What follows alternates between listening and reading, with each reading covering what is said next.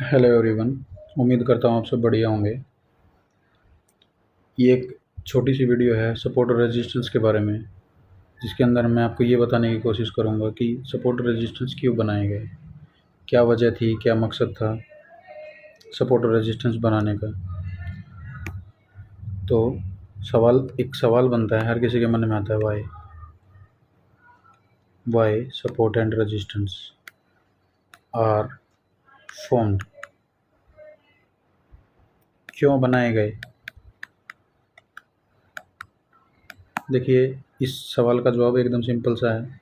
जो लोग भी मार्केट को चला रहे हैं, घुमा रहे हैं, उनको चाहिए थी कोई ऐसी चीज़ जो लोगों की समझ में ईज़िली आ जाए, जो सिंपल रहे, वो पब्लिक को दी जाए। जब कोई चीज़ पब्लिक को दी जाती है तो होता क्या है, वहाँ पे पब्लिक की भीड़ इकट्ठी होती है। भीड़ इकट्ठी होने का मतलब, भीड़ क्या करेगी, आइदर दे विल बाई, और या वो सेल करेंगे। जब वो चाहे वो बाई करें या सेल करें, उन पे किसी की नज़र है, कोई इनको देख रहा है। आपको पता तो होगा ना, जैसे कि आप जब भी मार्केट के अंदर काम करते हैं तो आपको दिखता है इतने बायर हैं, इतने सेलर। उसी चीज़ को समझने के लिए जो बड़े लोग थे, उन्होंने लोगों का पैसा उनसे छीनने के लिए ट्रैप बिछाया, एक जाल बिछाया, और उन्होंने मार्केट के अंदर एक कंसेप्ट छोड़ा जिसको हम सपोर्ट और रेजिस्टेंस का नाम देते हैं। हमारे लिए वो एंट्री पॉइंट है, और जहाँ पे हमारी एंट्री है वहाँ पे उनकी लोगों की नज़र है। वो हम पे नज़र कर रहे हैं, हमारी नज़र रख रहे हैं। होगा क्या, जब उस पॉइंट पे एक भीड़ इकट्ठी होगी तो उस भीड़ के टाइम पे लोग उसके अंदर इंटर करेंगे। फॉर एग्जांपल ये सपोर्ट है, इस सपोर्ट पे जब बाज़ार आएगा तो हम सब इस सपोर्ट को मार्क करके बैठे हैं, और इस सपोर्ट पे आने के बाद हम मार्केट के अंदर एक बाइक एंट्री लेंगे। वो एंट्री चलेगी क्योंकि ये मार्केट से ये कंसेप्ट गायब हो जाते अगर लोग इस पे प्रॉफिट नहीं कमाते। तो समझदार लोगों ने क्या किया, शांति से इन चीज़ों को समझा, फेल क्यों हो रहे, पास हो रहे, और जो उन्होंने समझा वो नकली है। इस चीज़ को समझने की कोशिश की, और जो समझने की कोशिश की उस हिसाब से ये रिज़ल्ट निकाला कि हर किसी ने उस नकली चीज़ को, ये ऑलरेडी नकली चीज़ है, दिस इज़ ए ट्रैप, ये जाल बिछाया गया आपके लिए। कोई नकली चीज़ है जिसको सपोर्ट और रेजिस्टेंस का नाम दे के आपको ट्रैप किया जा रहा है, और आप उसी चीज़ को समझने की कोशिश कर रहे हो, तो होगा क्या आपके साथ, आप फेल होने वाले हो। तो उन्होंने क्या किया, उन्होंने हम जैसे लोगों को लिक्विडिटी बनाया। लिक्विडिटी क्या होता है, बल्क में जहाँ पे लोग मौजूद रहें। ठीक है, तो आसान लैंग्वेज में इस चीज़ को मार्केट के अंदर एक नाम देते हैं, लिक्विडिटी। तो ऐसा बोलते हैं जैसे ये सपोर्ट है, एक बार मार्केट इधर आया, ऊपर गया, फिर से यहाँ पे आया, फिर यहाँ टच किया, फिर ऊपर गया, फिर नीचे आया। अब हम ये सपोर्ट है, ये सपोर्ट है, ये सपोर्ट, हम इसको मार्क करके बैठे हैं। और वो लोग क्या करेंगे, वो उनको पता है कि मोस्टली लोग थर्ड पॉइंट और सेकंड पॉइंट पे एंट्री करेंगे, और जब वो उस पर एंट्री करने की कोशिश करते हैं तो यहाँ से मार्केट उठेगा। वो यहाँ पे अपना स्टॉप लॉस लगा के यहाँ पे अपनी एंट्री प्लान करेंगे, और एंट्री प्लान करके एक टारगेट के इंतज़ार में वो लोग बैठे हैं।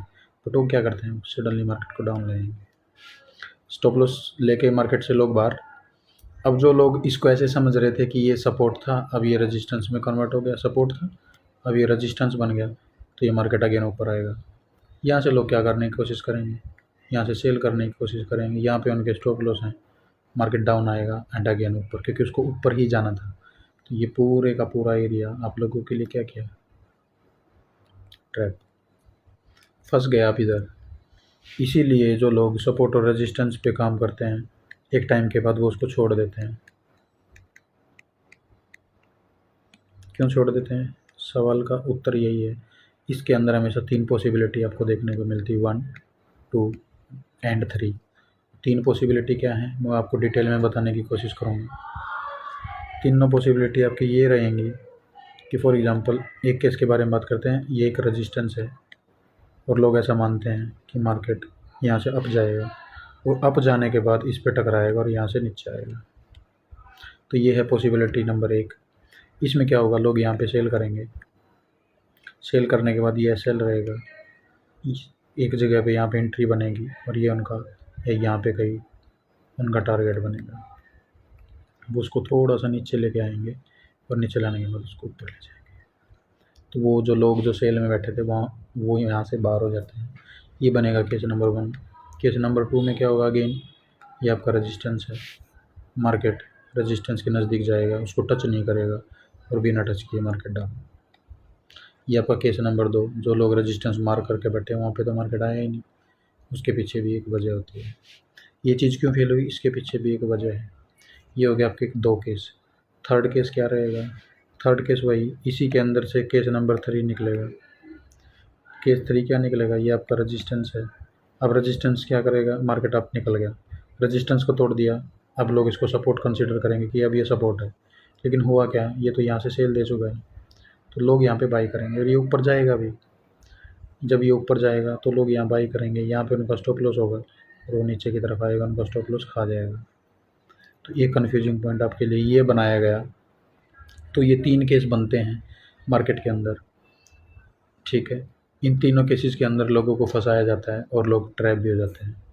सवाल ये था हमारा कि सपोर्ट और रेजिस्टेंस क्यों बनाए गए। उसका उत्तर ये है, आपके पैसे को आप लोगों से छीनने के लिए। जो आपका पैसा है वो आपसे छीनने के लिए बनाने वाले ने सपोर्ट और रेजिस्टेंस को बनाया।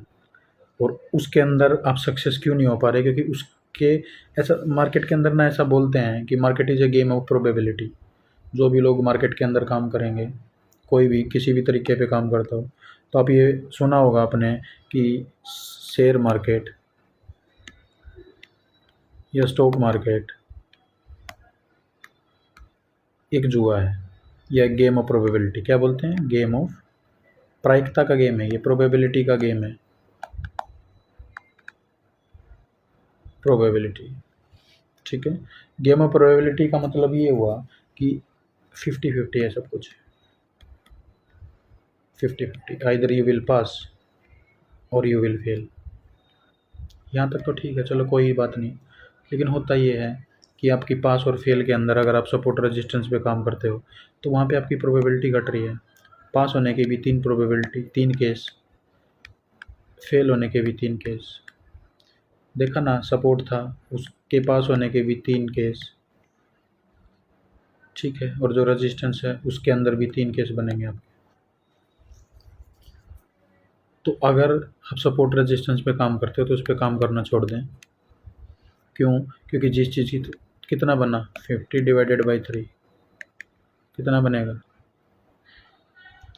14 थी 42, 15 थी 45, 16 थी 48, लगभग 16 पॉइंट समथिंग बनेगा।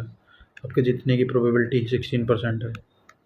एक ऐसा गेम जिसको पूरी दुनिया जुआ बोलती है, सट्टा बोलती है, उसके अंदर भी आप उतरे और उतरने के बाद आपने कंसेप्ट चूज किया, that is support and resistance, और उस पर काम करने के बाद आपकी प्रोबेबिलिटी जीतने की 16%, हारने की कितनी बनी? 84%। अगर आप इस चीज़ पे काम करोगे तो आपके हारने के चांसेस 84% है। मेरी बात पे अगर यकीन नहीं है तो आप इस कंसेप्ट को डीप में स्टडी करें, डीप में एनालाइज करें, और एनालाइज करने के बाद अपने जो पैसा जोड़ा है, कमाया है या कहीं से लेके, आप इस कंसेप्ट पे काम करने की कोशिश करें। और जब आप इस पे काम करेंगे तो आप एक ही चीज़ पाएंगे, फेल।